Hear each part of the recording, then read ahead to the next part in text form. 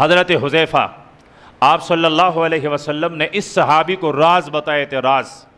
میں حیران رہتا ہوں کہ میرے اللہ نے حضرت حذیفہ کو کیا سینہ عطا کیا ہے، جس سینے میں میرے پیغمبر کے راز بڑے ہوئے ہیں۔ کون کون منافق ہیں، حضرت حذیفہ کو نام لے کر بتایا تھا۔ کتنے کتنے فتنے دنیا میں برپا ہوں گے، حضرت حذیفہ کو ہر فتنے کا بتایا تھا۔ رازدان صحابی ہے میرے پیغمبر کا حضرت حذیفہ۔ اپنے ماں سے اجازت لیتا ہے، ماں مجھے اجازت دے دے، پیارے پیغمبر کی مجلس میں جاتا ہوں اور درخواست کرتا ہوں کہ اللہ میری بھی مغفرت کر دیں اور میرے ماں کی بھی مغفرت کر دے۔ جوان ہو، اولاد ہو، بیٹے ہو تو حضرت حذیفہ جیسے ہو۔ اجازت اس لیے نہیں دے رہا ہے کہ ماں مجھے اجازت دے دیں، مجھے کھیل کے گراؤنڈ میں جانا ہے، کرکٹ کھیلنا ہے، مجھے کسی گیم کے لیے جانا ہے، دوستوں کی مجلس میں جانا ہے، فلاں فلاں کام کرنا ہے۔ یہ بچہ اجازت لیتا ہے تو کہاں کے لیے؟ پیارے پیغمبر کی مجلس کے لیے۔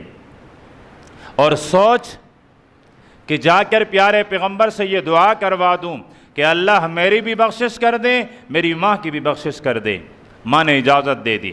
حضرت حذیفہ فرماتے ہیں میں پیارے پیغمبر کے ہاں حاضر ہوا، مغرب کی نماز پڑھی، پھر آپ نوافل میں لگے رہے۔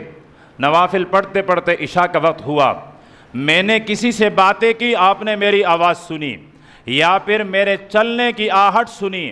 آپ نے فرمایا کون ہے؟ حذیفہ؟ میں نے عرض کیا جی اللہ کے نبی، میں حضرت حذیفہ۔ اللہ کے نبی نے ان کے طلب، ان کے سوال، اس کے مانگنے، اس کی درخواست سے پہلے ہی فرمایا اللہ تیری بھی بخشش کر دیں، اللہ تیری ماں کی بھی بخشش کر دیں۔ پھر فرمایا حذیفہ آج میرے پاس ایک فرشتہ آیا ہے جو فرشتہ اس سے پہلے کبھی بھی نہیں آیا، اور اس فرشتے نے آ کر مجھے پیغام دیا ہے کہ آپ کی لخت جگر حضرت فاطمہ خاتون جنت تمام جنتی خواتین کی سردارنی ہیں، اور آپ کے دونوں نواسے حضرت حسن اور حضرت حسین جنت کے جوانوں کے سردار ہیں۔